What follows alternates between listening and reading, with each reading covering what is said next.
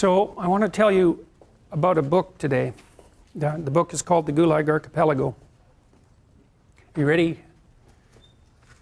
The book is called The Gulag Archipelago, and it's by a Russian author, a Soviet author named Alexander Solzhenitsyn, who was in the Gulag Archipelago concentration camp system for a very long time. He had a very hard life.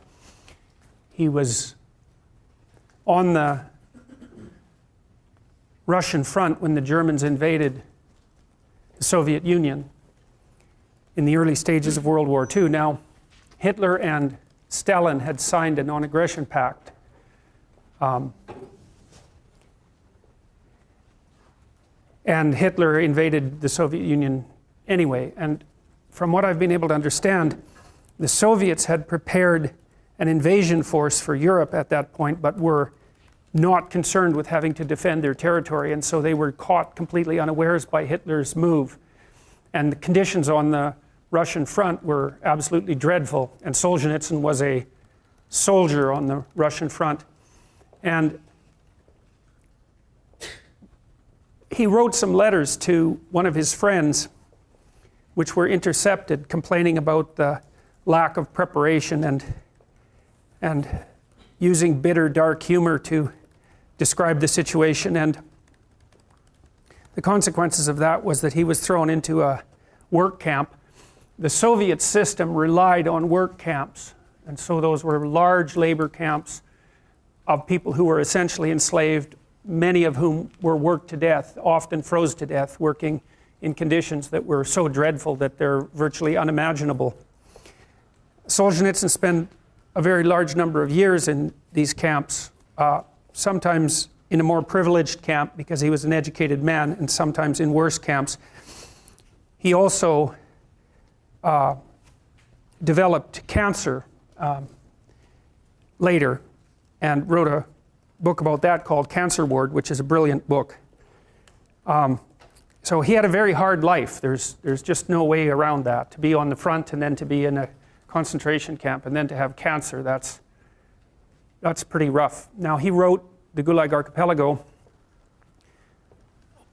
He wrote a book called One Day in the Life of Ivan Denisovich first. That was published in the early 1960s. When there was a brief thaw, Stalin was pretty much out of the picture by the end of the 1950s. There's some indication that he was murdered by Khrushchev, and Khrushchev became premier of the Soviet Union after Stalin. And there's some indication perhaps that Stalin was either murdered by Khrushchev and a set of his cronies, or when he was very ill, just before he died, was not helped, at least wasn't provided with any medical attention because of the intervention of Khrushchev and his cronies. Now, there's some indication as well at that point that Stalin, who was an absolutely barbaric in every possible way you could imagine, was planning to start a third world war. And he was certainly capable of doing such things because he had already imprisoned or killed tens of millions of people. Now, just after Stalin died, there was a bit of a thaw in the Soviet Union with regards to internal repression. In the early 1960s, Solzhenitsyn published a book called One Day in the Life of Ivan Denisovich, which was a story about one day in the life, his life really, inside one of these so-called Gulag Archipelago camps. Now, he called it the Gulag Archipelago because an archipelago is a chain of islands. And so Solzhenitsyn likened the work camp system in the Soviet Union, which was made up of isolated camps distributed across the entire state. He likened that to a series of islands, and hence the metaphor. And One Day in the Life of Ivan Denisovich was one of the first publications released in the Soviet Union that dared make public what had happened inside these camps, at least initially. Now, that thaw didn't last very long, but that book had a tremendous effect. It's a short book. It's worth reading. After that, he wrote a number of other books, which are also, he's a great literary figure in the same category, I would say, as Tolstoy or Dostoevsky, which is like really saying something. You know, those two are perhaps the greatest literary figures who ever lived, with the possible exception of Shakespeare. He wrote this book called The Gulag Archipelago, which is published in 3 volumes, each of which is about 700 pages long. The first one details the origin of the oppressive Soviet system, at least in part under Lenin, and then its full-fledged implementation under Stalin, and the deaths of, well, Solzhenitsyn estimated the deaths in internal repression in the Soviet Union at something approximating 60 million between 1919 and 1959. Now, that doesn't count the death toll in the Second World War, by the way.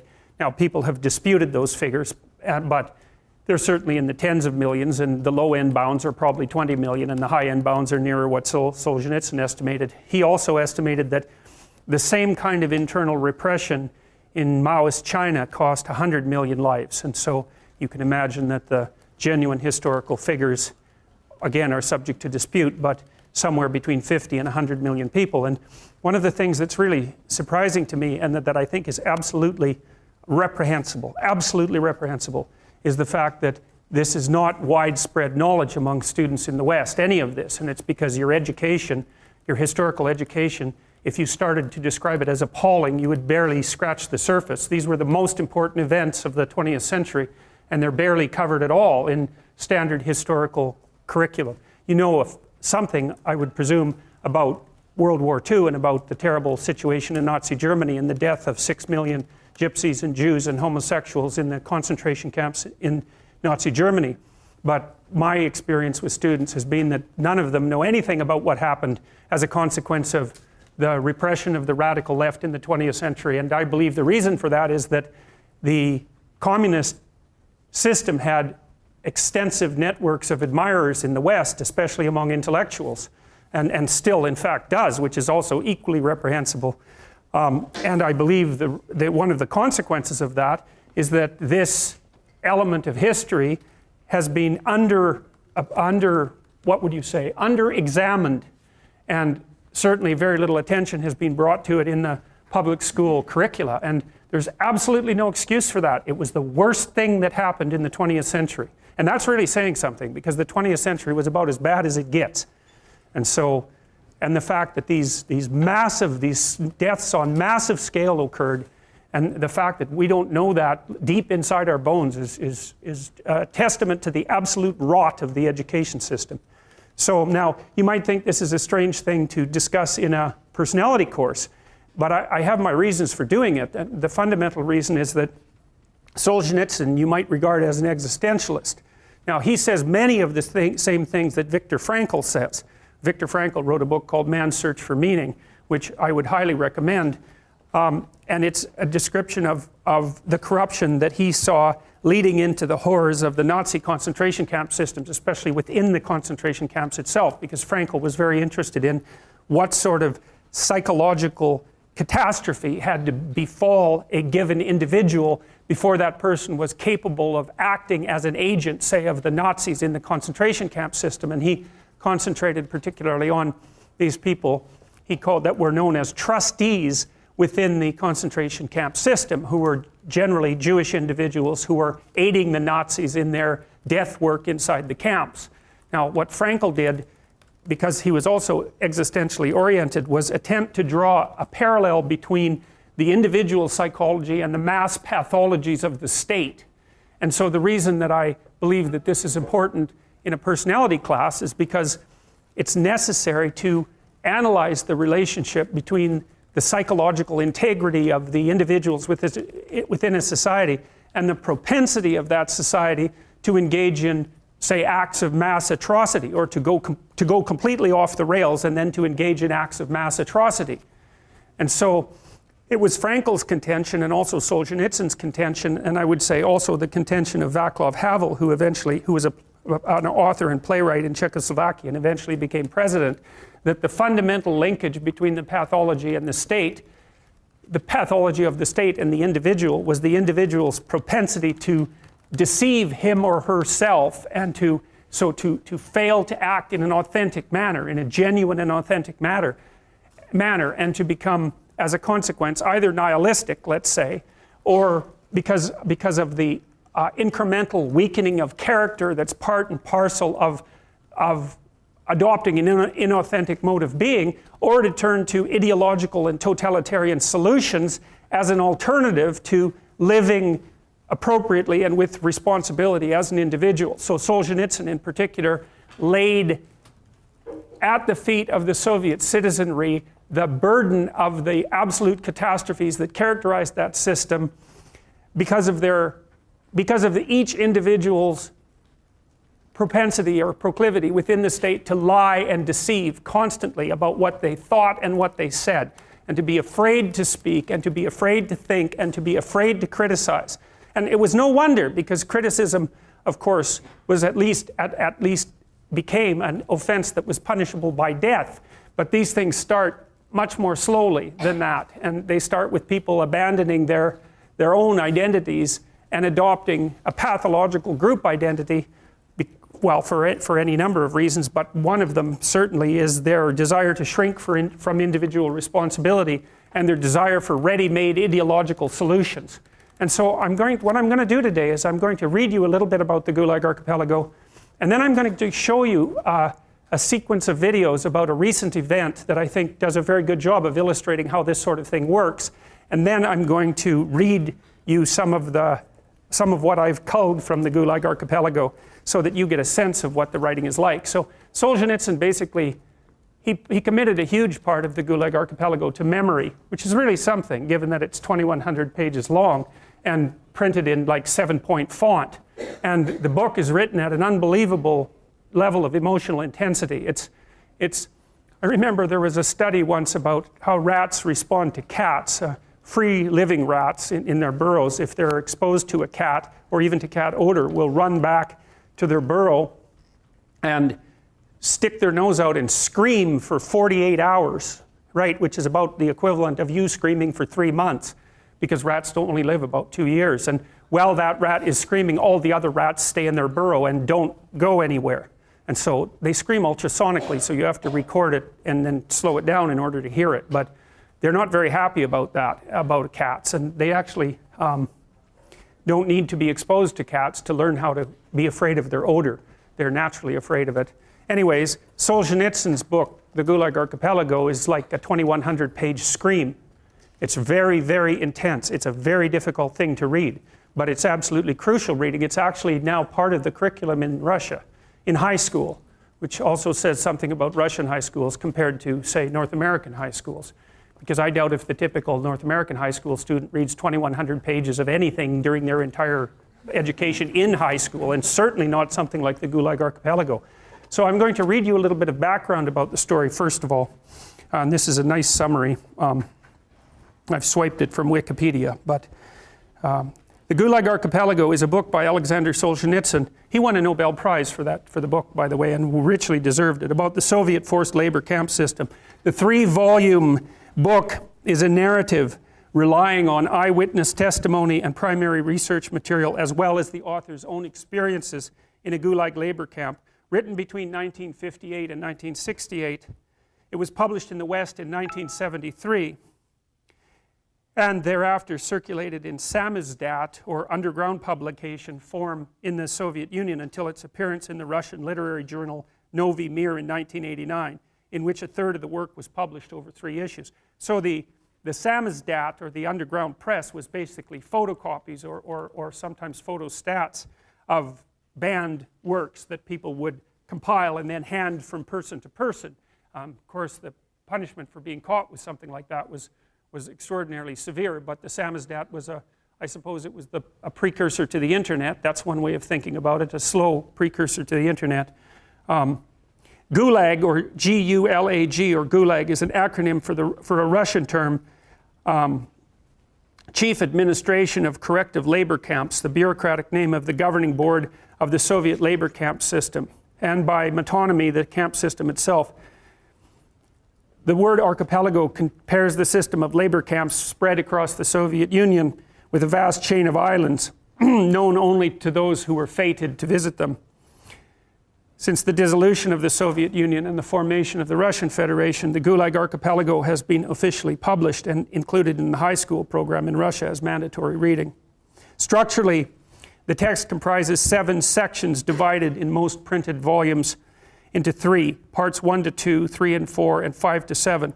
At one level, the Gulag Archipelago traces the history of the system of forced labor camps that existed in the Soviet Union from 1918 to 1956, starting with Lenin's original decrees shortly after the October Revolution, establishing the legal and practical framework for a series of camps where political prisoners and ordinary criminals would be sentenced to forced labor. One of the things that's quite interesting about the Gulag camps, and this is something that's very relevant to understanding of modern Russia, is that so ordinary criminals were put into the camps and so were political prisoners. But the ordinary criminals, and so those would be rapists and murderers, let's say, as well as thieves who were engaged in theft as an occupation, those were regarded by the Soviets as socially friendly elements. And the reason for that was that they assumed that the reason that these people had turned to crime was because of the oppressive nature of the previous czarist/capitalist system, and that the only reason that these criminals existed was because they had been oppressed. They were oppressed victims of that system. And so one of the convenient consequences of that absolutely insane doctrine was that the Soviets put the ordinary criminals in charge of the camps.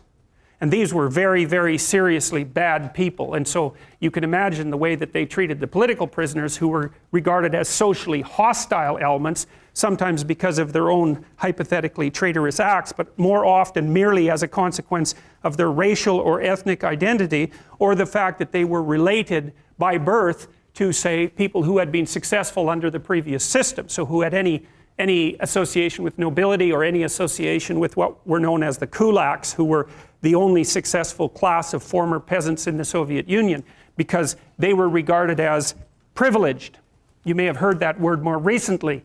They were regarded as privileged and therefore as enemies of the state, and it didn't matter if it was your father or your grandfather or your great-grandfather who happened to be privileged, but the mere fact that you were a member of that group was sufficient reason to put you into a camp. And we're talking hundreds of thousands or perhaps millions of people who underwent that fate. And so the idea in the Soviet Union was just because you were the member of a class, even as a consequence of your familial association, you were immediately sufficiently guilty to be put into a camp and punished. And the terms for the camps were often 10 years, 15 years long. And if you were very fortunate, you got to have 2 or 3 of those.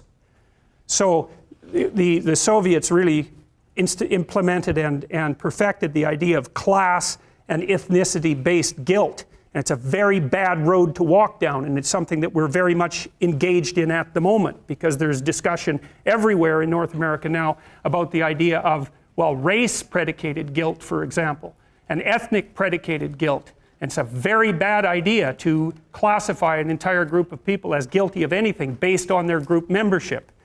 So these sorts of things are things we haven't yet learned, and certainly should have. Now, the other thing that was very interesting about the Soviet, especially about the Gulag Archipelago, you see, it was released in the West in about 1973 or thereabouts. Now, the student movement of the 1960s was very much influenced by Marxist and communist doctrine, and that was especially the case in France, where the most reprehensible intellectuals of the 20th century have emerged, including all the damned postmodernists who've occupied the universities now, as far as I can tell. And what happened essentially in France was that the Marxist/communist students were attempting to foment revolution, but what happened, and that peaked in about 1968, and what happened was, at least in part as a consequence of Solzhenitsyn's revelations, the idea that the Soviet model, or the Maoist model, for example, could be used as an example of the working people's utopia was completely and catastrophically, and at least in principle, finally undermined. Now, there had been, because the Western leftist intellectuals, right from 1919 forward, turned a blind eye to what was happening in the Soviet Union. Now and then they were invited there, even people who were very well regarded in the West were often invited, and who were sympathetic to the Soviet Union, were often invited there for a visit, and the Soviets would do the same thing the North Koreans do now when they invite foreigners to visit, which is that they would set up fake places for them to visit, called Potemkin villages, where everyone was thriving and doing well. The Nazis did the same thing with the concentration camps to begin with, especially the ones they established for children, and they would invite dim-witted leftist Western intellectuals to come to the Soviet Union and see the wonderful paradise that had been set up for everyone, which was a complete and utter facade and sham, and then they would go back to the West and report on how the utopia was progressing precisely according to the Marxist doctrines. And we knew from the 1930s forward, because Malcolm Muggeridge did this to begin with, who investigated what was going on in the Soviet Union, I think for the Manchester Guardian, and he started reporting in the late 1910s and then the early 1920s, if I remember correctly. It was approximately in that period, maybe a bit later.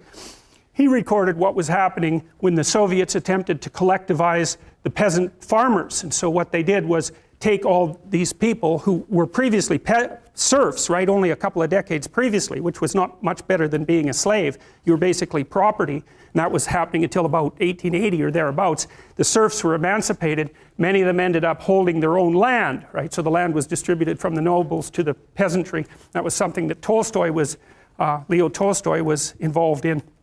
And by the time the Soviet Revolution came around, which would be at the latter part of the 1910s, after the First World War, the peasant class had actually established farms, of course, varying productivity. Some of the peasant farmers were very, very good at being farmers and produced a huge proportion of Russia's and the Ukraine's food. Because one of the things, we'll talk about this later as the class progresses, one of the things that you'll find if you look at creative production in any domain, it doesn't matter, artistic domain, food production, novels written, novels sold, money generated, number of companies generated, number of goals scored in hockey, etc. Number of paintings painted, number of compositions written, anything like that, where the fundamental underlying measure is human productivity. What you find is that a very tiny percentage of people produce almost all the output. It's called a Pareto distribution, P-A-R-E-T-O. And it was studied in detail in scientific productivity by someone named de Sola Price. It's a square root law, so here's the law fundamentally. If you look at the number of people who are in a given domain, who are producing in a given domain, the square root of the people produce half the product. So that means if you have 10 employees, 3 of them do half the work, but if you have 10,000 employees, 100 of them do half the work. Right, it's a very, very vicious statistic. And you won't learn about that in psychology for reasons I have no idea about, because you learn about the normal distribution and not the Pareto distribution. But Pareto distributions govern, for example, the distribution of money, which is why 1% of the people in the general population have the overwhelming amount of money, and 1/10 of that 1% has almost all of that, right? So I think it's like the richest 100 people in the world have as much money as the bottom 2.5 billion. And you think, well, that's a terrible thing, and perhaps it is, but what you have to understand is that that law governs the distribution of creative production across all creative domains, right? It's something like a natural law, and we'll talk about that more, but imagine what happens when you play Monopoly. You've all played Monopoly. What happens when you play Monopoly? One person ends up with all the money, all right? Then you play another game of Monopoly. What happens? One person ends up with all the money. It's actually the inevitable consequence of multiple trades that are conducted randomly. So if you take 1,000 people and you get them to play a trading game, you each give them $100, say, or $10, and they have to trade with another person by flipping a coin.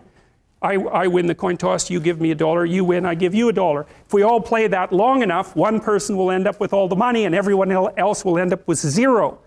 So it's a deeply built feature of systems of creative production, and no one really knows what to do about it, because of course the danger is that all the resources get funneled to a tiny minority of people at the top, and a huge section of the population stacks up at 0. But to blame that on the oppressive nature of a given system is to radically underestimate the complexity of the problem. No one actually knows how to effectively shovel resources from the minority that controls almost everything to the majority that has almost nothing in any consistent way, because as you shovel money down, it tends to move right back up, and it's a big problem. Anyways, the reason I'm telling you about that is because after the peasants were granted their land and started to become farmers, a tiny minority of them became extremely successful, and those people produced almost all of the food for Russia and the Ukraine. So what happened in the 1920s when bloody Lenin came along and collectivized the farms was that they defined the kulaks, who were these tiny minority of successful farmers who maybe had a brick house and were able to hire a couple of people and had some land and some livestock and were very productive people. They defined them as socially unfriendly elements, and they sent groups of intellectuals out into the towns to collectivize the farms. And so the idea was that well, you would pool your land and everyone would farm it collectively, and the land was taken away, of course, from the tiny minority of people who were actually productive and had actually managed to own much of the land. So you have to imagine how that would occur. Okay, so it's in the 1920s, it's after World War I, Russia's in pretty bad shape, the villages are full of brutalized men who have post-traumatic stress disorder, and lots of people who are not doing well at all, and the bloody intellectuals come into the town and they say, you know those successful farmers up the street that you've always been pretty jealous about in your useless manner? Well, they're actually pigs and demons who are stealing from you, so why don't you come out, we'll form a nice little mob and we'll take everything they've got. And that's exactly what happened, and all those people were killed or raped or set off to Siberia in the middle of the bloody winter where there wasn't even anything for them anywhere for them to live or anything for them to eat, so they all died. And then the consequence of that was a few years later, 6 million people starved to death in the Ukraine. And Malcolm Muggeridge had been reporting on that since the 1930s. And so that was the first wind, really, that the West got of exactly what was happening in the Soviet Union.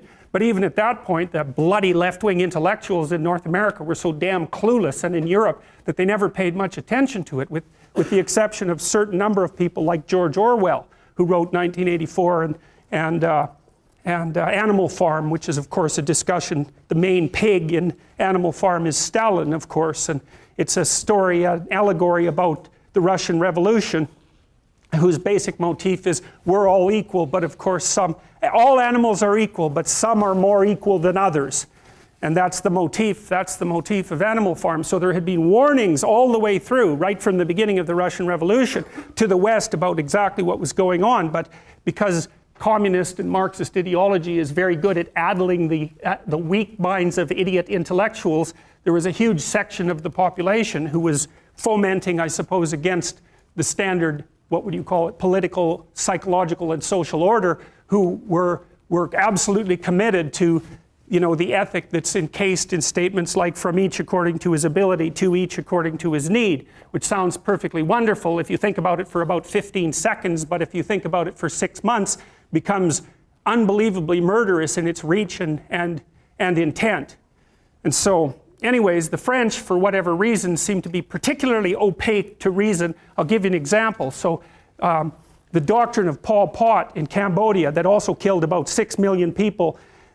So what they did in Cambodia once the revolution occurred was decide that everyone in the city were parasites on the countryside, because the countryside full of farmers was where the primary production was taking place, and they regarded the city dwellers as parasites on that fundamental production. So they basically emptied out the cities and sent all the people in the cities out to work in the country as forced labor, and 6 million people died there. And the chief architect of that bloody project got his PhD from the Sorbonne and said exactly what he was going to do when he went back to Cambodia, was cheered along by the French intellectuals who thought that that was just a fine idea. So that's all background for why I don't think any of you guys really know much about 20th century history. So anyways, what happened in the 1970s when Solzhenitsyn published the Gulag Archipelago was that it was so brilliant, the book, and so overwhelming in its emotional and intellectual and historical power, that it became impossible for anyone to continue to claim that Marxism/communism had any intellectual or ethical integrity whatsoever. It was done. It was done. And that's part of the reason why he won the Nobel Prize. And part of the reason, by the way, why the Soviet Union collapsed, because once word got out about exactly what was actually going on, there was no way of making a coherent argument in favor of, say, exporting the workers' revolution around the world. It was like the consequence of that was well documented by Solzhenitsyn. You see, the Western intellectuals tried to make excuses for what had happened in the Soviet Union by blaming it on Stalin's cult of personality, perversion of the original accurate Marxist doctrine. So they basically said, well, had Lenin lived, because he died quite young and was replaced by Stalin, had Lenin lived, the promised utopia would have been delivered. But Solzhenitsyn, being an absolute genius, documented the relationship, number one, between the axioms of Marxist and communist thought and the laws that were generated primarily by Lenin, and the construction of these camps and the dekulakization and all the mass murders. He documented the causal relationship between them and laid them clearly at the feet, not of Stalin, but of Lenin. And so that was also a major blow, because it undermined the remaining argument of the left-wing, radical left-wing apologists in the West for the viability of Marxist/communist doctrines. And you still hear people today, many people, when they're faced with the, if they're Marxist in their orientation and they're faced with the data pertaining to what happened in the Soviet Union, they'll say something like, well, that wasn't real Marxism. But one of the things that you might answer to that is, well, fine, except that in every bloody country in the world where that doctrine was implemented, regardless of the wide cultural differences between the cultures, say the Soviet Union, China, Cambodia, and so forth, exactly the same thing happened every time. And we still have a great example of that today in the form of North Korea. I don't know if you've ever looked at a map of the world at night. You can get a map of the entire globe at night. You look at South Korea, it's lit up like jewels. It's nothing but light, like the east coast of the United States and Canada. And North Korea is dark. And the reason for that is that 50, 60 years of barbaric, communist, despotic rule means a country that's completely unindustrialized, where every single person is malnourished or starving to death, where everyone lives in terror all the time, and where there's nothing but the continual production of labor in labor camps, just like in the Soviet Union and Maoist China. So if we were willing to pay attention, we could still see examples of that today, and that's not an anomaly. North Korea is exactly what you'd expect given the doctrines upon which it's founded. So, all right, so more on the Gulag.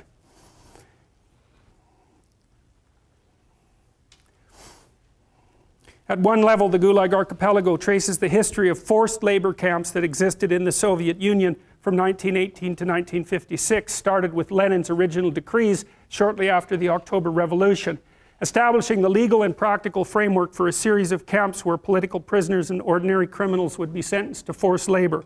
It describes and discusses the waves of purges, assembling the show trials in context of the development of the greater Gulag system, with particular attention to the legal and bureaucratic development.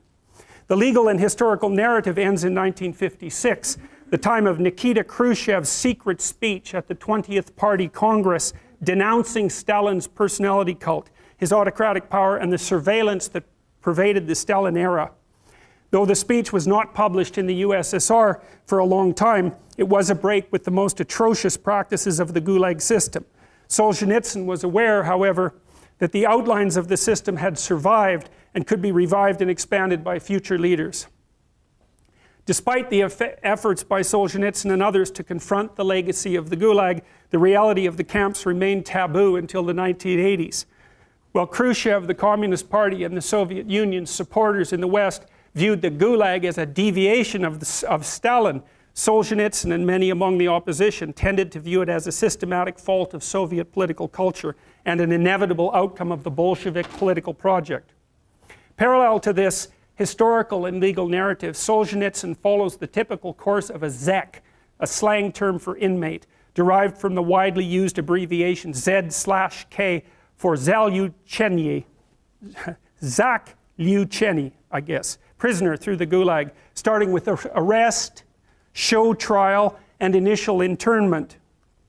Transport to the archipelago, treatment of prisoners and general living conditions, slave labor gangs and the technical prison camp system, camp rebellions and strikes, the practice of internal exile following completion of the original prison sentence, and the ultimate but not guaranteed release of the prisoner.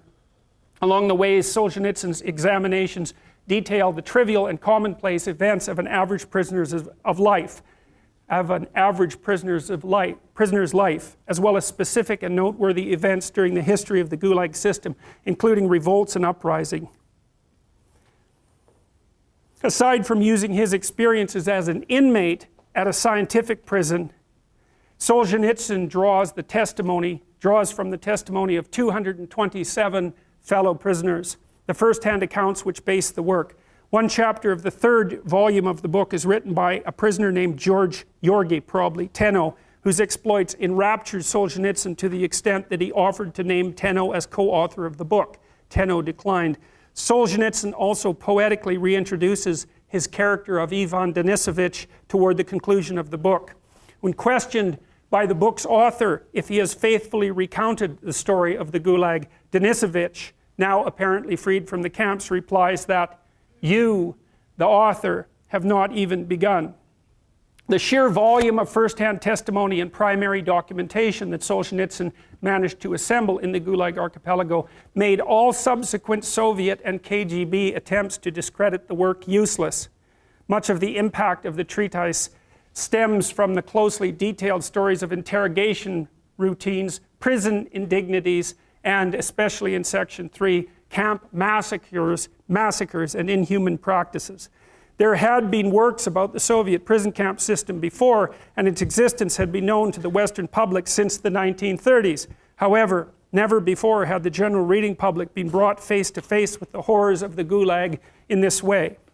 The controversy surrounding this text in particular was largely due to the way Solzhenitsyn definitively and painstakingly laid the theoretical, legal, and practical origins of the Gulag system at Lenin's feet, not Stalin's. According to Solzhenitsyn's testimony, Stalin merely amplified a concentration camp system that was already in place. This is significant, as many Western intellectuals viewed the Soviet concentration camp system as a Stalinist aberration. Solzhenitsyn documented that the Soviet government could not govern without the threat of imprisonment, and that Soviet economy depended on the productivity of the forced labor camps, especially insofar as the development and construction of public works and infrastructure were concerned. This put into doubt the entire moral standing of the Soviet system. In Western Europe, the book eventually contributed strongly to a need for rethinking of the historical role of Lenin. With the Gulag archipelago, Lenin's political and historical legacy became problematic. Yeah, problematic. And those factions of Western communist parties who still based their economic and political ideology on Lenin were left with a heavy burden of proof against them. George F. Kennan, the influential US diplomat, called the Gulag archipelago the most powerful single indictment of a political regime ever to be levied in modern times. The book was published at a time when many communists in the West were already rethinking their relationships with the USSR, as many were deeply disappointed by the invasion of Czechoslovakia in 1968. In Germany, it sparked discussions not only about Leninism, but also how to deal with the memory of World War II.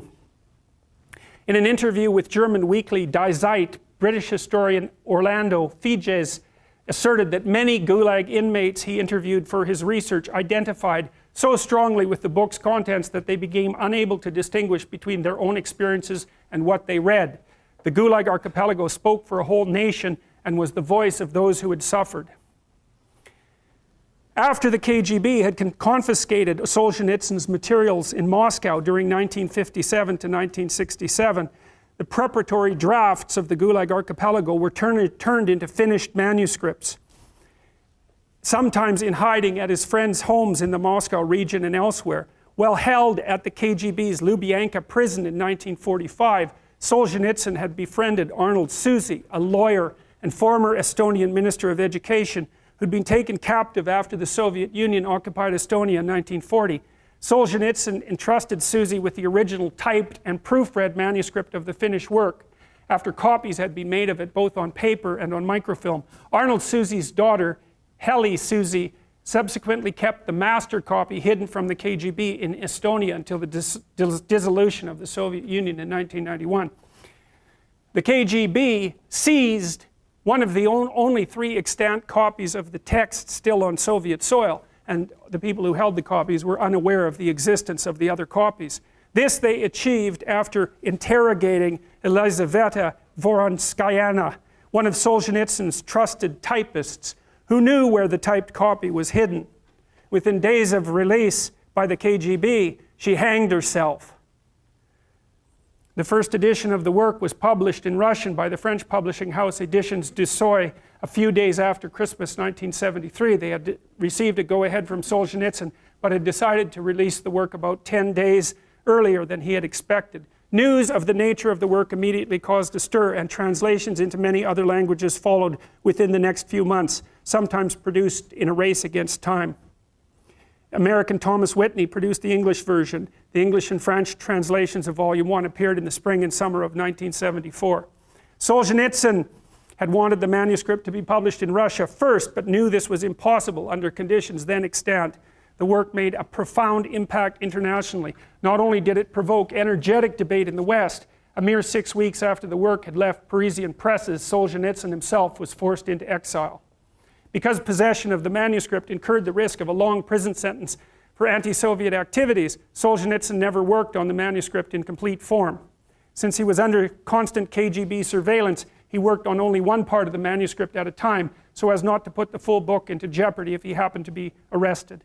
For this reason, he secreted the various parts of the work throughout Moscow and the surrounding countryside in the care of trusted friends, sometimes purportedly visiting them on the social calls, but actually working on the manuscript in their homes.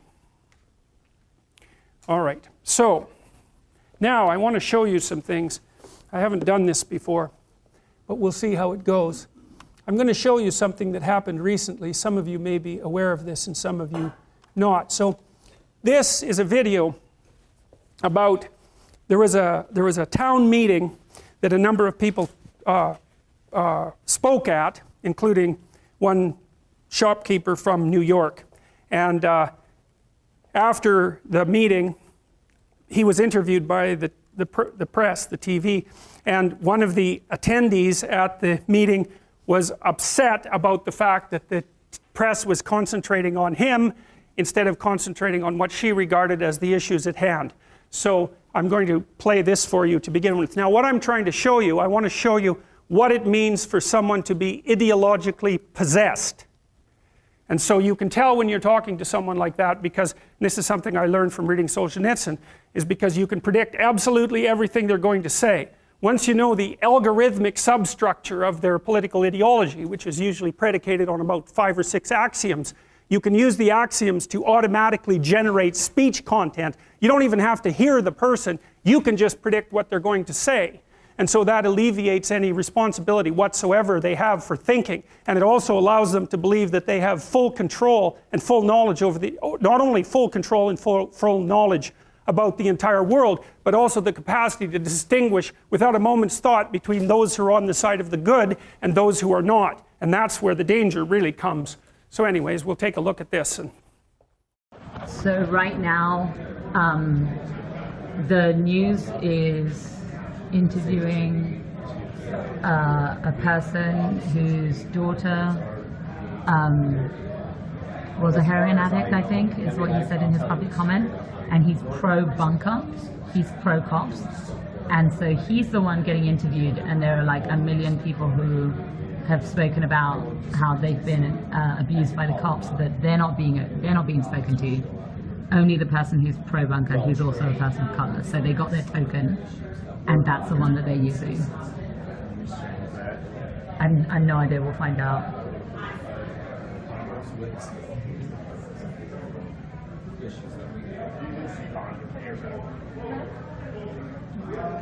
I have a question.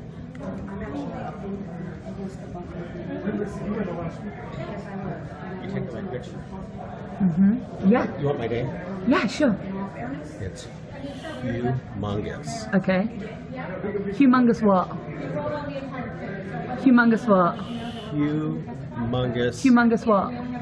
Humongous. Humongous what? Humongous. Humongous what? That's what it is. Humongous what? Is that sexual harassment? No, it's humongous. Then why did you say that to me? That's my name. What? Humongous what?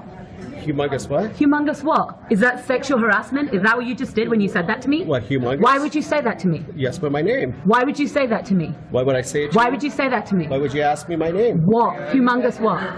Humongous what? Humongous what? Humongous what? This person just spoke to me in a sexually harassing way. I did not. Yeah, he did.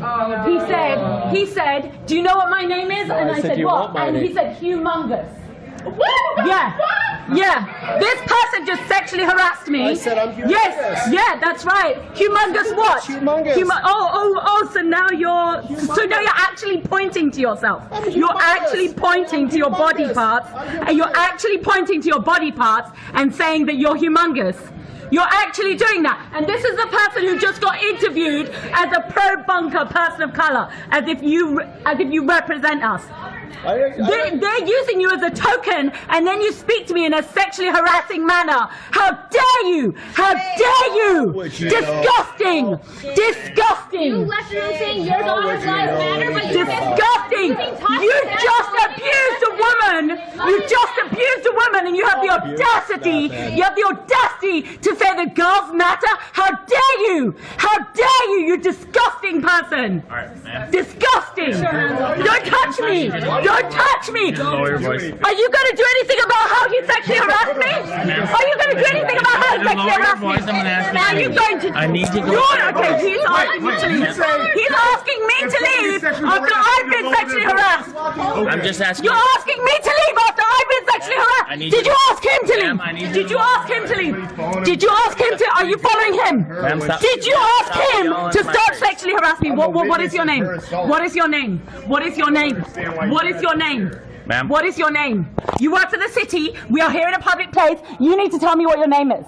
My name is Tanel. Yeah. And I Tanel work for a what? security firm. I do Tanel not work what? for a city, okay? You work for us, so you don't work for us. So that means I don't have to do what you want. You don't work for us. That means I don't have to do what you want. Stop raising your voice at me. What is your name? What is your name? You are breaking our building rules. You're being No, disorderly. sorry. No. What is your name? What is your name? What is your name? I've already told you my name. What is your no, you haven't. What is your full name? What is your full name and what company do you work for? What is I your work for full name? Universal Protection. My name is Tanel Stefanescu. Why are you questioning her? And when I'm just asking. You Ma'am, are questioning ma'am, the wrong person. He Ma'am, just I'm not said questioning he anyone. just said All I'm that he saying works. is that He just we're said being that he works disorderly. for a security company, We're not the disrupting the city. meeting So now. I don't have to do what he wants. So fuck off. Who are you? Who are you? Did you go after the person who sexually harassed me? Did you go off? This is Universal Protection Security Service. Notice how they didn't get the cops here. Notice how they didn't get the cops here today. They just got some more cops basically. So why did you do nothing about the person who sexually harassed me? I made it very clear he just sexually harassed me. Why did you not go up to him and tell him to stop? Why did you not do that? You want to de-escalate? Why did you not do that? Why did you not do that? You deal with the gentleman. The gentleman's gone already. He was a gentleman. He was. Oh, Why are you here? Why are you still here? Because we're being really loud and we're disrupting. Is being loud a crime? It is in our building, ma'am. no, it's not. No, it's not. No, it's breaking one of not. our She's building standing rules. up for herself. I understand, ma'am. She's standing No, you up- don't. You don't understand anything. You don't understand anything. So this got a lot of attention online, just so you know. And so then she responded because she was quite intensely criticized. So here's her response. Now I want you to listen to how she speaks. My name is Zana, and I'm doing this video because we need to talk. It's become clear to me that a great deal of us suffer from the illness of patriarchy, and it's not just the men who suffer. Women can be patriarchal too. Women? Really? But why would they be patriarchal? Towards who? Other women? That's so stupid. So many things in our system today come from patriarchy, including racism, colonialism, capitalism, classism, and of course, sexism. Wow, she thinks she knows everything. Guess all these experts with their degrees can just go home. One thing to remember, though, it's hard to see something when we're really close to it. We have to step back sometimes, look at a system critically to see what others might be seeing. I wonder if she's done that. I'm a woman of color, so I'm going to talk about my experience. But many other marginalized people, such as indigenous peoples and queer and transgender people and gender non-conforming people, will have their own thoughts on this also. Indigenous who? And what the hell is gender non-conforming? What are all these labels? What is she even talking about? Why does this woman think she can speak for everyone? I mean, who the hell is she anyways? What a drama queen. The challenge is that it is very hard for those who are marginalized, such as women of color, to express how they feel without being called the angry brown woman, or the angry black woman, or the nagging woman, or crazy. My God, she just won't stop talking. But sometimes I do wonder what women of color are thinking when I make a crass racial or sexual joke in front of them, and then I say, just kidding. And then afterwards, why do they always turn me down when I ask them to dinner? It's because of a phenomenon called white fragility and male fragility.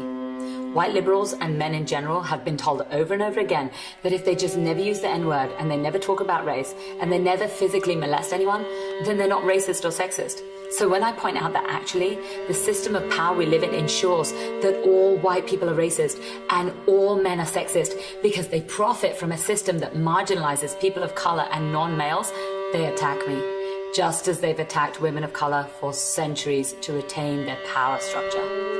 Whoa! She's the sexist one. She's the racist one. Why does she hate me? Yeah, so I make more money because I'm a man, and I have a lot of privilege, and my voice matters in every sphere of life, but I didn't ask for that. That doesn't make me racist or sexist. She talks as if men don't have any problems. I haven't had a raise in 3 years. I mean, yeah, I haven't spoken up for women or done anything constructive to help women or people of color, and I take my privileges without question, and I live happily in my own little bubble, but that doesn't mean that I profit from their suffering. It's not my fault they're marginalized. I didn't marginalize them, so why should I do anything to help them? Just because I make more money and have access to all the education and resources and housing and jobs. Recently, I was sexually harassed by a man in public on camera, and the news stations posted the video without my permission with the question, "Do you consider this sexual harassment?" This led to a lot of people attacking me and going after me all over social media. This is what patriarchy does. It causes everyone to attack the victim, the one who is most vulnerable. This protects the system of power, which is male sexual dominance. How do we even know she's telling the truth about sexual harassment? I saw that video in the online reactions from all the men, and yeah, they were threatening rape and violence and death, all while accusing her of overreacting. But just because she's putting her physical safety on the line to talk about this doesn't mean she's right. Their main complaint was that I raised my voice. They questioned my sanity because I spoke up. A patriarchal society wants women to shut up. Okay, so now the next thing that happened was she started a funding campaign to help her out and get her to spread her message. So that was interesting. And then what happened was this guy here decided that he was going to start a funding campaign for Humongous. And so he started a funding campaign on a website devoted to funding such projects, and they shut him down.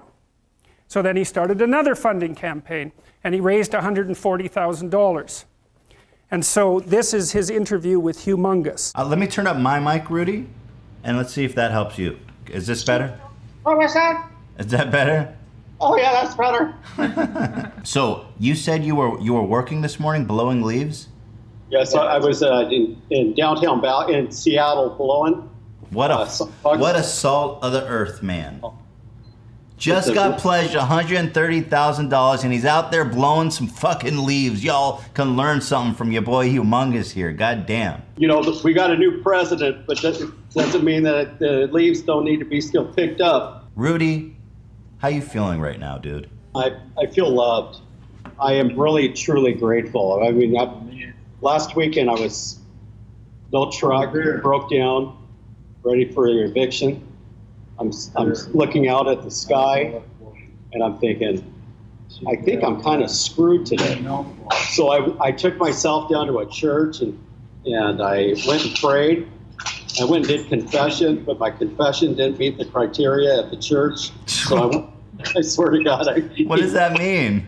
You see the father stepped out of the confession room. What? He said, oh no, he says, excuse me, but we're going to have to maybe do this after Mass.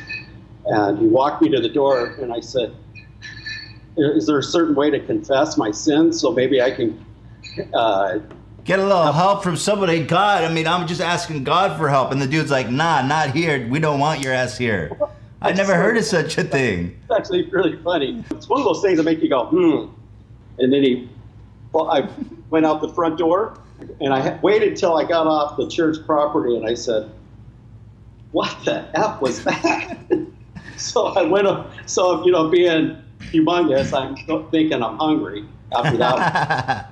But I see Taco Bell. Yeah, I go over and I've got 75 cents, and I'm thinking, I wonder if I could get, I was a little short on that one. And I'm going, I think I'm going to try another church. Halfway between the Mexican restaurant, Larson's Bakery, and the church I was going to, I get a call from you. Wow, are you serious? I swear to God, I am not kidding. That's actually incredible. I go, hello? Hey. I remember you said when I called you, you didn't know it was me, and you're like, I swear to God, I'm having a midlife crisis. And then you, like as if you were speaking to yourself, and then you said, hey, who is this? Do you remember that? I remember that, yeah. And I thought you were somebody else. Okay. And yeah. So you said, I'm packed off because that lady is getting funded, and I'm going to fund you because it's not fair how she's degraded you. And I'm going, I'm going to keep going to that church. Apparently, I'm God's messenger. It was out of my control the whole time. God bless me. Papa bless. Don't do that stuff. Okay, you're actually ascending to heaven right now, it looks like. I think God is trying to tell us something right now because the sun, there's a stairway to heaven coming out right from the top left side. Oh, there's the light. There's the light. God finally answered your prayers. I really sure has. Ethan, you have, and those across America and around the world. I really want to. I can't really put it into words other than that I realize that what I've learned from others, I'm carrying that message of down with dope, up with hope. I feel like if there was a Bible written today, I almost feel like that story would be in there. Humongous left the church in despair, walked to Taco Bell with 75 cents in his pocket, and as he realized he didn't have enough for a taco, he got a ring up not from Ethan, but from the spirit of Papa John, who worked through him in mysterious ways. And you know what I'm going to do is I'm going to go drop $300 off to that church's children's sports program, just because. Make Humongous a opportunity to help pull people up and not tear them down. No hate, let's date. God, I want to make it clear, the people that supported me in this effort, fiscally, I will not abuse this. I'm not going to turn into some raging drunk that you're going to see on frickin' Nightline. Yeah. God, that's honestly our worst nightmare. We're all going to be like, fuck, what do we do? I've already done that stuff when I was in my 20s. I'm 52. There's no way. Absolutely. Well, we'll be following you on Facebook now. Okay. Right? We'll be watching the Humongous Journey. And God bless you all from this country and around the world. I'm just absolutely grateful. So this is from the Gulag Archipelago. One of my informants has told me how executions were carried out at Adak, a camp on the Pechora River. They would take the opposition members with their things out of the camp compound on a prisoner transport at night, and outside the compound stood the small house of the third section. The condemned men were taken into a room one at a time, and there the camp guards sprang on them. Their mouths were stuffed with something soft, and their arms were bound with cords behind their backs. And see, these were political prisoners who opposed the Soviet system. The condemned men, then they were led out into the courtyard where harnessed carts were waiting. The bound prisoners were piled on the carts from 5 to 7 at a time and driven off to the Gorka, the camp cemetery. On arrival, they were tipped into big pits that had already been prepared and buried alive. Not out of brutality. No. It had been ascertained that when dragging and lifting them, it was much easier to cope with living people than with corpses. The work went on for many nights at Adak, and that is how the moral, political unity of our party was achieved. This is from Viktor Frankl, from his experiences in the Nazi concentration camps. The most ghastly moment of the 24 hours of camp life was the awakening, when, at a still nocturnal hour, the 3 shrill blows of a whistle tore us pitilessly from our exhausted sleep and from the longings in our dreams. We then began the tussle with our wet shoes, into which we could scarcely force our feet, which were swollen and sore with edema. And there were the usual moans and groans about petty troubles, such as the snapping of wires which replaced shoelaces. One morning I heard someone whom I knew to be brave and dignified cry like a child because he finally had to go to the snowy marching grounds in his bare feet, as his shoes were too shrunken for him to wear. In those ghastly moments, I found a little bit of comfort, a small piece of bread which I drew out of my pocket and munched with absorbed delight. From Solzhenitsyn. In cold lower than 60 degrees below zero, work days were written off. In other words, on such days the records showed that the workers had not gone out to work because 60 below was the cutoff for work. But they chased them out anyways, and whatever they squeezed out of them on those days was added to the other days, thereby raising the percentages. And the servile medical section wrote off those who froze to death on such cold days on some other basis. And the ones who were left, who could no longer walk and were straining every sinew to crawl along on all fours on the way back to camp, the convoy simply shot so that they wouldn't escape before they could come back to get them. This is from William Blake. O Rose, thou art sick. The invisible worm that flies in the night, in the howling storm, hath found out thy bed of crimson joy, and his dark secret love does thy life destroy. Solzhenitsyn. Macbeth's self-justifications for his murders were feeble, and his conscience devoured him.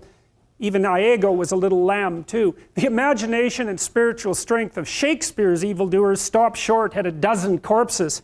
That was because they had no ideology. Ideology. That is what gives evil doing its long-sought justification and gives the evildoer the necessary steadfastness and determination. That is the social theory, which helps to make this act, his act, seem good instead of bad in his own and others' eyes. That was how the agents of the Inquisition fortified their wills by invoking Christianity, the conquerors of foreign lands by extolling the grandeur of their motherland, the colonizers by civilization, the Nazis by race, and the Jacobins, early and late, by equality, brotherhood, and the happiness of future generations. Without evildoers, there would have been no archipelago. Fire. Fire. The branches crackle, and the night wind of late autumn blows the flame of the bonfire back and forth. The compound is dark. I am alone at the bonfire, and I can bring it still some more carpenter shavings. The compound here is a privileged one, so privileged that it is almost as if I were out in freedom. This is an island of paradise. This is the Marfino Sharashka, a scientific institute staffed with prisoners in its most privileged period. No one is overseeing me, calling me to a cell, chasing me away from the bonfire, and even then it is chilly in the penetrating wind. But she, who has already been standing in the wind for hours, her arms straight down, her head drooping, weeping, then growing numb and still. And then again she begs piteously, "Citizen Chief, please forgive me. I won't do it again." The wind carries her moan to me, just as if she were moaning next to my ear. The citizen chief of the gatehouse fires up his stove and does not answer. This was the gatehouse of the camp next to us, from which workers came into our compound to lay water pipes and to repair the old ramshackle seminary building. Across from me, beyond the artfully intertwined, many-stranded barbed wire barricade, and 2 steps away from the gatehouse, beneath a bright lantern, stood the punished girl, head hanging, the wind tugging at her gray work skirt, her feet growing numb from the cold, a thin scarf over her head. It had been warm during the day when they had been digging a ditch on our territory. And another girl, slipping down into a ravine, had crawled her way to the Vladikino highway and escaped. The guard had bungled, and Moscow city buses ran right along the highway. When they caught on, it was too late to catch her, and they raised the alarm. A mean, dark major arrived and shouted that if they failed to catch the girl, the entire camp would be deprived of visits and parcels for a whole month because of her escape.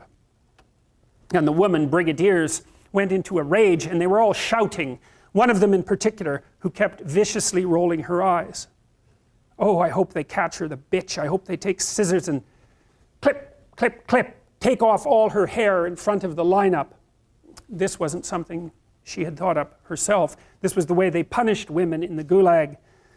But the girl, who was now standing outside the gatehouse in the cold, had sighed and said instead, at least she can have a good time out in freedom for all of us. The jailer overheard what she had said, and she was now being punished. Everyone else had been taken off to the camp, but she had been set outside there to stand at attention in front of the gatehouse. This had been at 6 p.m., and now it was 11 p.m. She tried to shift from one foot to another, but the guard stuck out his head and shouted, "Stand at attention, whore, or else it will be worse for you." And now she was not moving, only weeping. "Forgive me, Citizen Chief, let me into the camp. I won't do it anymore." But even in the camp, no one was about to say to her, "All right, idiot, come on in." The reason they were keeping her out there for so long was that the next day was Sunday, and she would not be needed for work. Such a straw, blonde, naive, uneducated slip of a girl. She'd been imprisoned for some spool of thread. What a dangerous thought you expressed there, little sister. They want to teach you a lesson for the rest of your life. Fire. Fire. We fought the war, and we looked into the bonfires to see what kind of victory it would be. The wind wafted a glowing husk from the bonfire.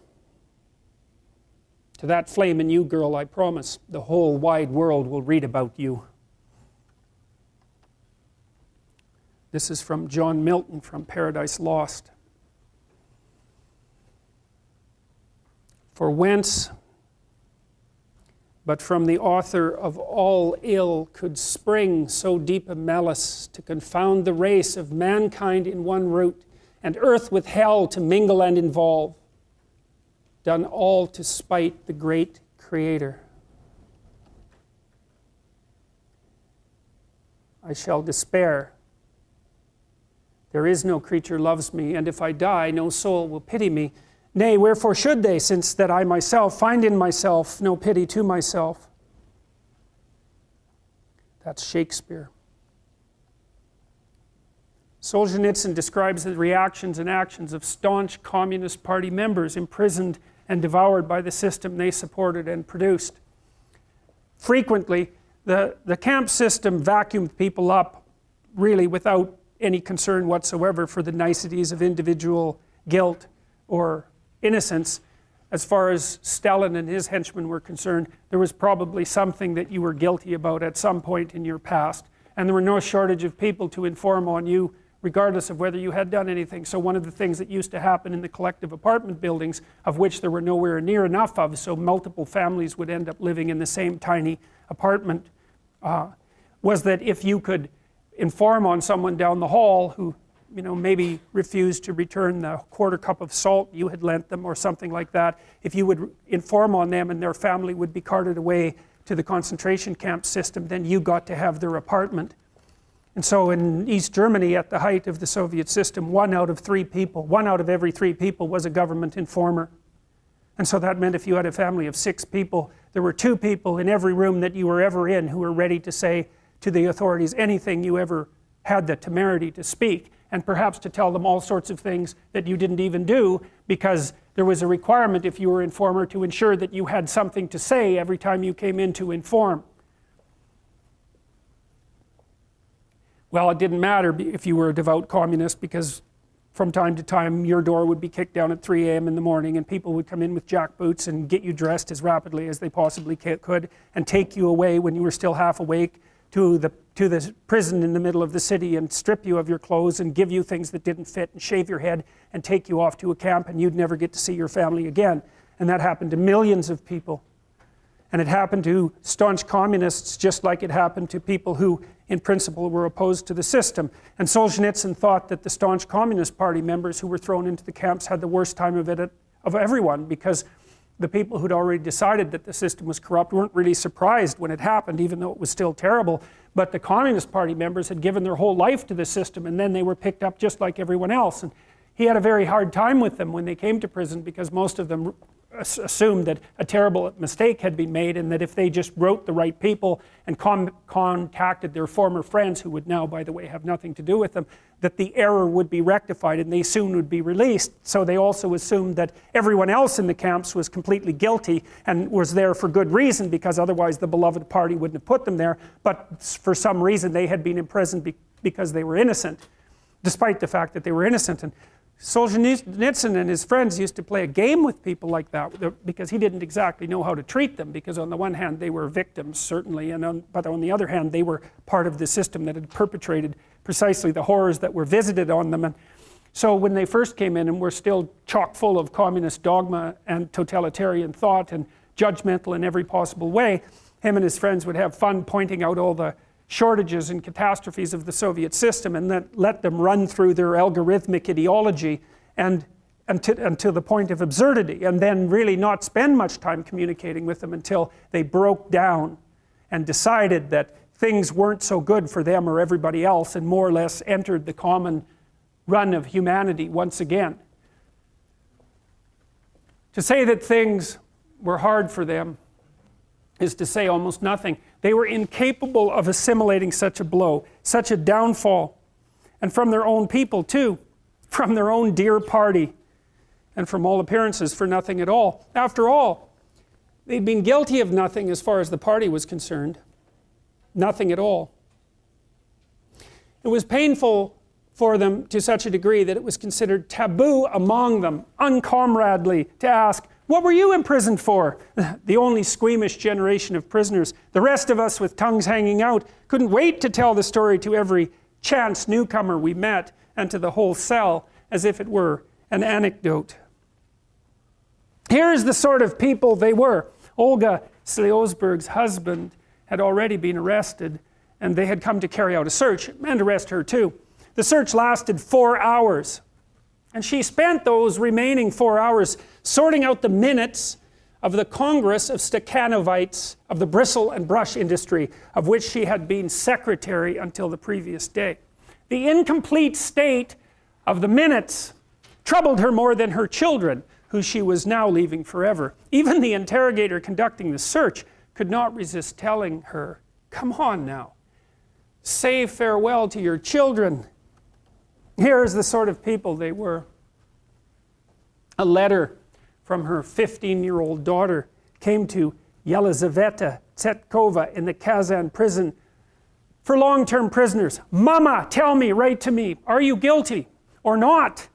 I hope you weren't guilty, because then I won't join the Komsomol." So that was the Soviet youth organization. "I won't join the Komsomol, and I won't forgive them because of you. But if you are guilty, I won't write you anymore, and I will hate you." And the mother was stricken by remorse in her damp, grave-like cell with its dim little lamp. How could her daughter live without the Komsomol? How could she be permitted to hate Soviet power? Better that she should hate me. And she wrote, "I am guilty. Enter the Komsomol." How could it be anything but hard? It was more than the human heart could bear to fall beneath the beloved axe and then have to justify its wisdom. But that is the price a man pays for entrusting his God-given soul to human dogma. Even today, any Orthodox communist will affirm that Tsetkova acted correctly. Even today, they cannot be convinced that this is precisely the perversion of small forces, that the mother perverted her daughter and harmed her soul. Here's the sort of people they were. YT gave sincere testimony against her husband, anything to aid the party. Oh, how one could pity them, if at least now they had come to comprehend their former wretchedness. This whole chapter could have been written quite differently if today they had at least forsaken their earlier views. But it happened the way Maria Danielin had dreamed it would. If I leave here someday, I'm going to live as if nothing had taken place. Loyalty, in our view, it is just plain pig-headedness. These devotees to the theory of development construed loyalty to that development to mean renunciation of any personal development whatsoever. As Nikolai Adamovich Vilenchuk said after serving 17 years, we believed in the party and we were not mistaken. Is this loyalty or pig-headedness? It was not for show and not out of hypocrisy that they argued in the cells in defense of all the government's actions. They needed ideological arguments in order to hold onto a sense of their own rightness. Otherwise, insanity was not far off. I'm going to tell you a story. There's a story in Genesis. It's the last story in Genesis. It's called the Tower of Babel. It's a story, very short story, and it occurs after the story of Noah and the flood. The flood stories, by the way, are universally distributed except among desert dwellers who have no experience on which to hang the story. And Mircea Eliade, who wrote a great series of books called A History of Religious Ideas, documented the central narrative structure of flood stories. And so what happens is that there's a human settlement and it's washed away by a flood, and the flood is generally envisioned as a consequence of God's judgment. And so if you take the flood stories that are distributed worldwide and you boil them down to pull out their archetypal substructure, you find that there are fundamentally two reasons that a flood occurs. And Eliade says that it's the tendency of things to fall apart combined with the proclivity of human beings to sin. And so it means something. This means something. And so it means that everything is subject to entropic decay, right? Things fall apart of their own accord across time. That's why you have to always fix things. So if it's complicated, it has to be maintained. And so you can think about that in relationship to, say, New Orleans before the hurricane. Because people say, well, the hurricane caused a flood and that destroyed much of New Orleans. And so that's an act of God. That's one way of looking at it, right? It's a random natural event. But then you think, well, wait a minute. The Dutch, their country's mostly underwater, right? So they have these huge dikes to keep the sea back. And they build the dikes so that only one storm every 10,000 years will be of sufficient magnitude to partially breach the dikes. That's their engineering tolerance level. One storm in every 10,000 years. The U.S. Army Corps of Engineers knew that the dikes in New Orleans were built to withstand one storm every 100 years, the biggest storm every 100 years. And people knew that they weren't built to proper tolerance, and much of the money that was hypothetically supposed to be diverted or assigned to the rebuilding and maintenance of the dikes disappeared because of corruption in New Orleans, which is in one of the most corrupt states in the United States. And so you might say, well, why did the flood destroy New Orleans? And one answer is, well, it was a hurricane, and the other answer is, no, it was corrupt officials who weren't paying attention to what they were supposed to be paying attention to. And the flood came, and that's the meaning of the stories, because of the sins of men, so to speak, which is the capacity of people to turn a blind eye to their responsibilities when they know perfectly well that something needs to be done. And so if you don't do what needs to be done and something comes along to wipe you out, then it's perfectly reasonable to view that as a judgment on your refusal to do what you knew to be right. So that's the flood story. And then the Tower of Babel is a very interesting story. It's very, very short. And what happens is that it just starts pretty much abruptly after the flood story ends. And it's a story about the decision that human beings take to build a mighty building, like a huge, huge edifice that would reach all the way up to the heavens to supplant God, roughly speaking. And so what happens is the building is built higher and higher and higher and higher, and God gets annoyed about this and divides everyone who's building the building into small groups who speak different languages, who then disperse and the construction project comes to a halt. Now, it's a very strange story, but here's one way of thinking about it.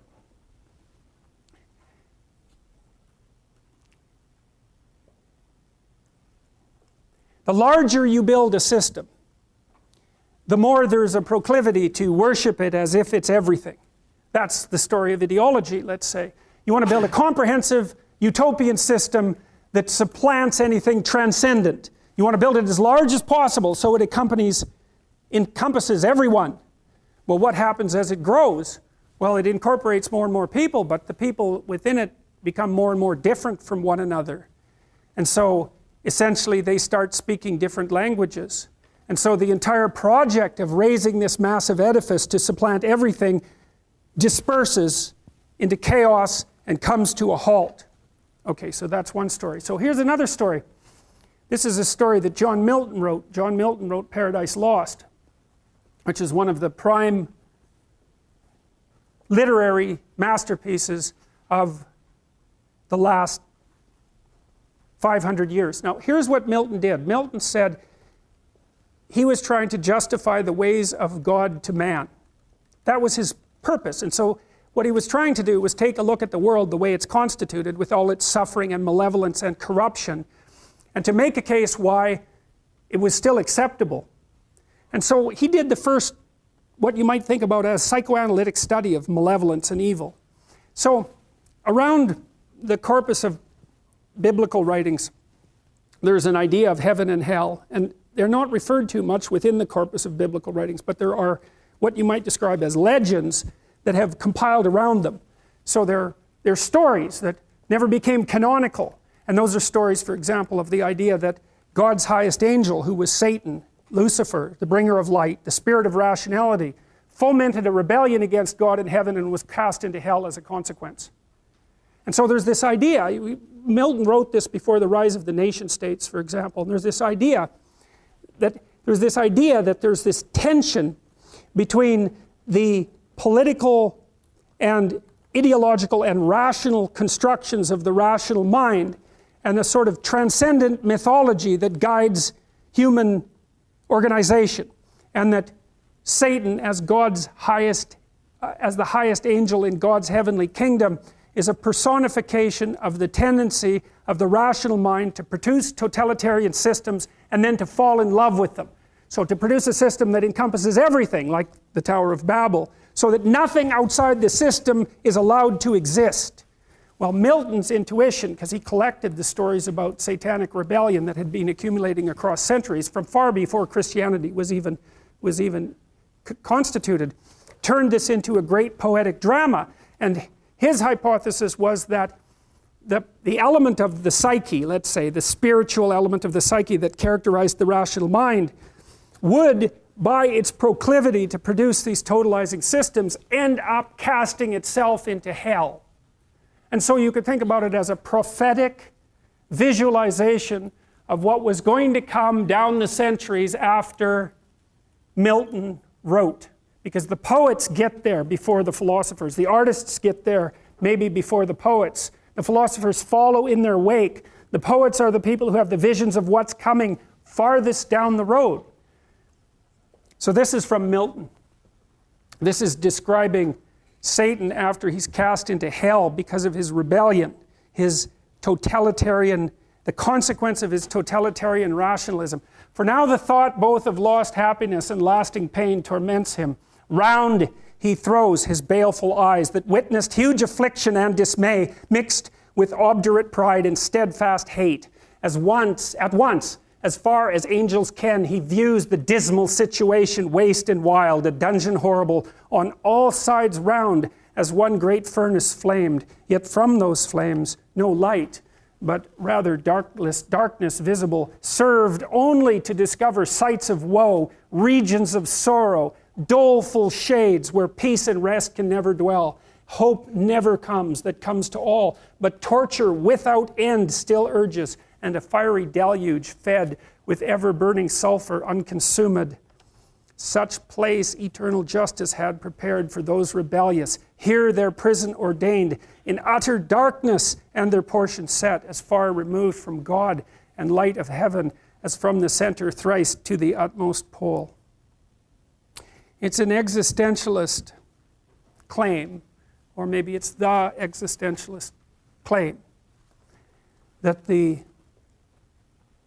conditions of human life are such that suffering is an integral part of existence. Now, it's an important thing to understand.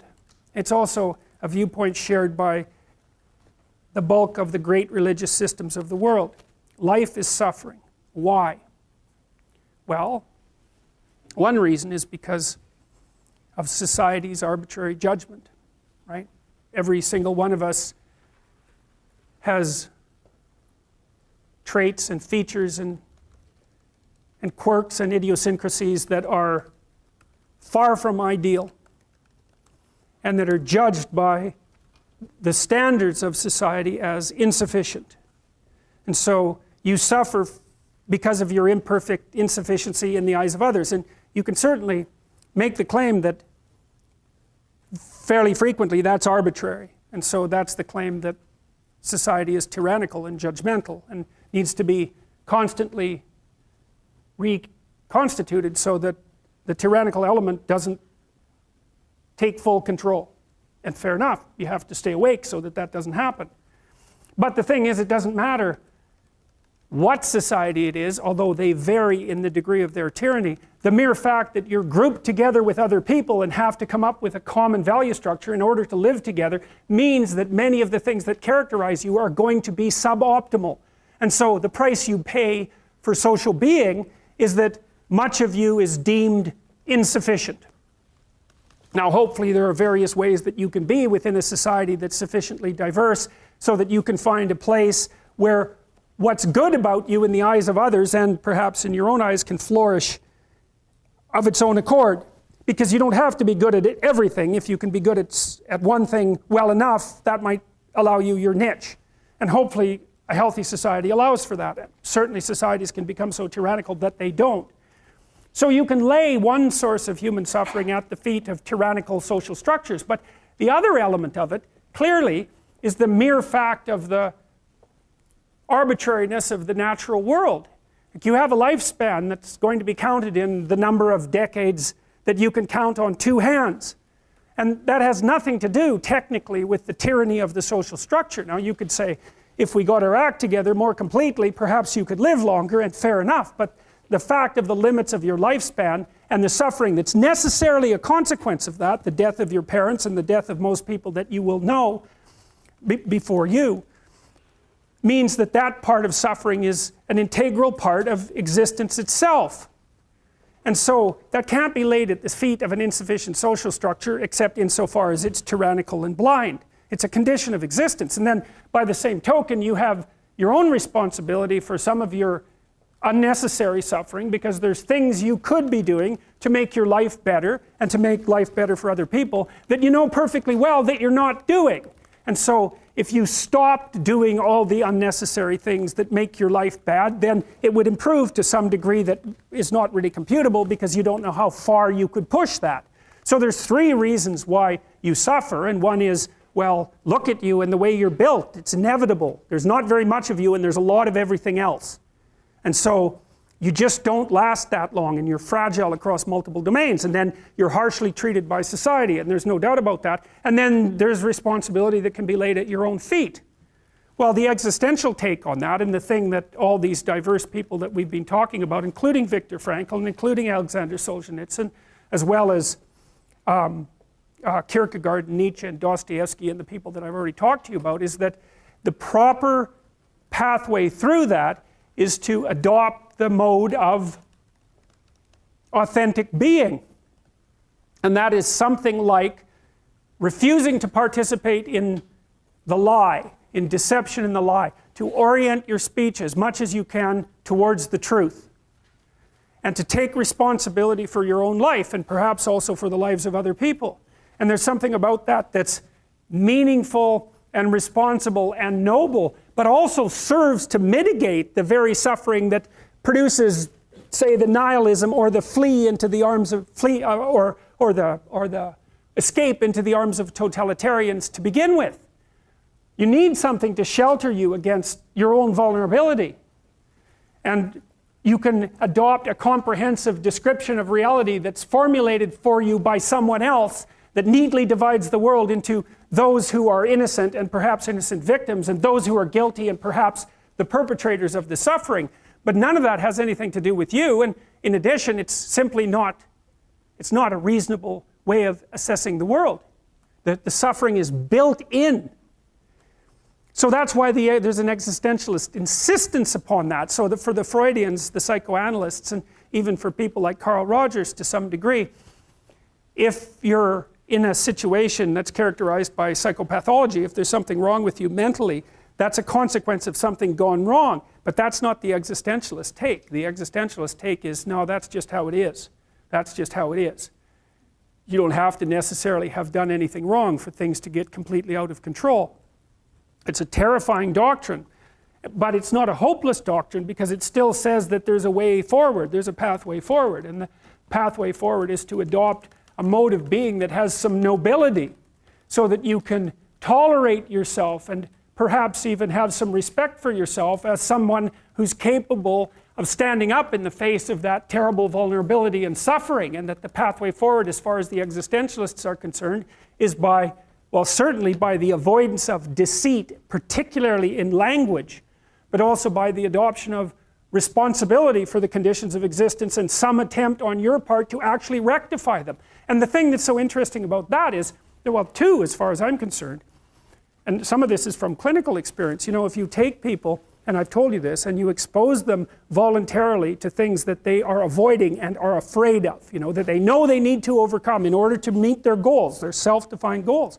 If you can teach people to stand up in the face of the things they're afraid of, they get stronger.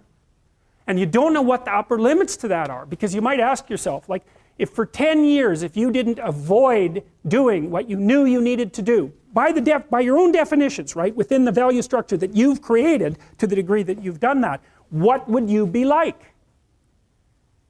Well, you know, there are remarkable people who come into the world from time to time, and there are people who do find out over decades-long periods what they could be like if they were who they were, if they spoke their being forward. And they get stronger and stronger and stronger, and we don't know the limits to that. We do not know the limits to that. And so you could say, well, in part, perhaps the reason that you're suffering unbearably can be left at your feet, because you're not everything you could be, and you know it. And of course, that's a terrible thing to admit, and it's a terrible thing to consider, but there's real promise in it, right? Because it means that perhaps there's another way that you could look at the world, and another way that you could act in the world, so what it would reflect back to you would be much better than what it reflects back to you now. And then the second part of that is, well, imagine that many people did that, because we've done a lot as human beings. We've done a lot of remarkable things, and I've told you already, I think before, that today, for example, about 250,000 people will be lifted out of abject poverty, and about 300,000 people attached to the electrical power grid. We're lifting people out of poverty collectively at a faster rate that's ever occurred in the history of humankind by a huge margin. And that's been going on unbelievably quickly since the year 2000. The UN had planned to have poverty between 2000 and 2015, and it was accomplished by 2013. So there's inequality developing in many places, and you hear lots of political agitation about that. But overall, the tide is lifting everyone up, and that's a great thing. And we have no idea how fast we could multiply that if people got their act together and really aimed at it. Because, you know, my experience is with people that we're probably running at about 51% of our capacity. I mean, you can think about this yourselves. I often ask undergraduates how many hours a day you waste, or how many hours a week you waste. And the classic answer is something like 4 to 6 hours a day. You know, inefficient studying, watching things on YouTube that not only do you not want to watch, that you don't even care about, that make you feel horrible about watching after you're done. That's probably 4 hours right there. You know, you think, well, that's 25 hours a week, it's 100 hours a month, that's 2.5 full work weeks, it's half a year of work weeks per year. And if your time is worth $20 an hour, which is a radical underestimate, it's probably more like 50 if you think about it in terms of deferred wages. If you're wasting 20 hours a week, you're wasting $50,000 a year. And you are doing that right now. And it's because you're young, wasting $50,000 a year is a way bigger catastrophe than it would be for me to waste it, because I'm not going to last nearly as long. And so if your life isn't everything it could be, you could ask yourself, well, what would happen if you just stopped wasting the opportunities that are in front of you? You'd be who knows how much more efficient, 10 times more efficient, 20 times more efficient. That's the Pareto distribution. You have no idea how efficient people get. It's off the charts. Well, and if we all got our act together collectively and stopped making things worse, because that's another thing people do all the time, not only do they not do what they should to make things better, they actively attempt to make things worse because they're spiteful or resentful or arrogant or deceitful or homicidal or genocidal or all of those things all bundled together in an absolutely pathological package.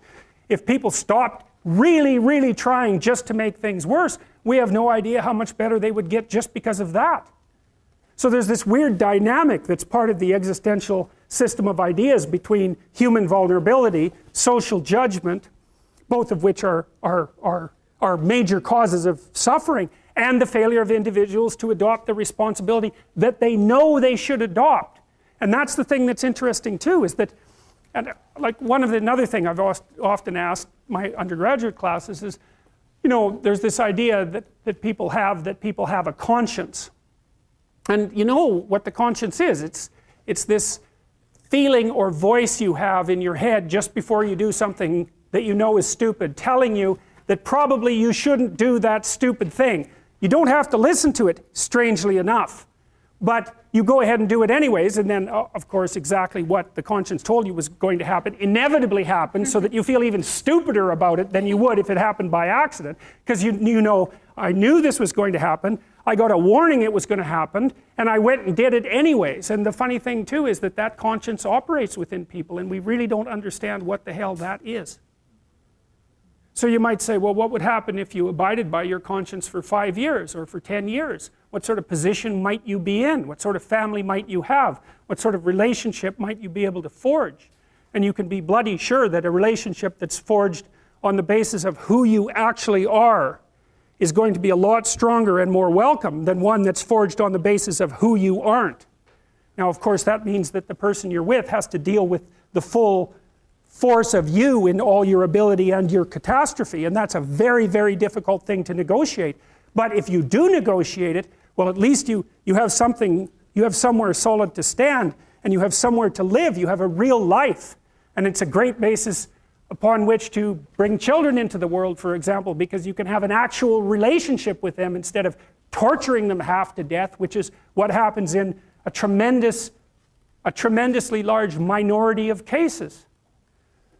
Well, it's more than that too, because, and this is what I'll close with, and this is why I wanted to introduce Solzhenitsyn's writings to you. You see, because it isn't merely that your fate depends on whether or not you get your act together and to what degree you decide that you're going to live out your own genuine being. It isn't only your fate, it's the fate of everyone that you're networked with. And so, you know, you think, well, there's 7 billion people in the world. We're going to peak at about 9 billion, by the way, and then it'll decline rapidly. But 7 billion people in the world, and who are you? You're just one little dust mote among that 7 billion. And so it really doesn't matter what you do or don't do, but that's simply not the case. It's the wrong model, because you're at the center of a network. You're a node in a network. Of course, that's even more true now that we have social media. You'll know 1,000 people, at least, over the course of your life. And they'll know 1,000 people each, and that puts you one person away from 1 million, and 2 persons away from 1 billion. And so that's how you're connected. And the things you do, they're like dropping a stone in a pond. The ripples move outward, and they affect things in ways that you can't fully comprehend. And it means that the things that you do and that you don't do are far more important than you think. And so if you act that way, of course, the terror of realizing that is that it actually starts to matter what you do. And you might say, well, that's better than living a meaningless existence. It's better for it to matter. But I mean, if you really asked yourself, would you be so sure if you had the choice? I can live with no responsibility whatsoever. The price I pay is that nothing matters. Or I can reverse it and everything matters. But I have to take the responsibility that's associated with that. It's not so obvious to me that people would take the meaningful path. You know, and you say, well, nihilists suffer dreadfully because there's no meaning in their life, and they still suffer. Yeah, but the advantage is they have no responsibility. So that's the payoff, and I actually think that's the motivation. Say, well, I can't help being nihilistic. All my belief systems have collapsed. It's like, yeah, maybe. Maybe you've just allowed them to collapse because it's a hell of a lot easier than acting them out. And the price you pay is some meaningless suffering, but you can always whine about that and people will feel sorry for you, and you have the option of taking the pathway of the martyr, so that's a pretty good deal, all things considered, especially when the alternative is to bear your burden properly and to live forthrightly in the world. Well, what Solzhenitsyn figured out, and so many people in the 20th century, it's not just him, even though he's the best example, is that if you live a pathological life, you pathologize your society. And if enough people do that, then it's hell. Really. Really. And you can read the Gulag Archipelago if you have the fortitude to do that, and you'll see exactly what hell is like. And then you can decide if that's a place you'd like to visit, or even more importantly, if it's a place you'd like to visit and take all your family and friends. Because that's what happened in the 20th century.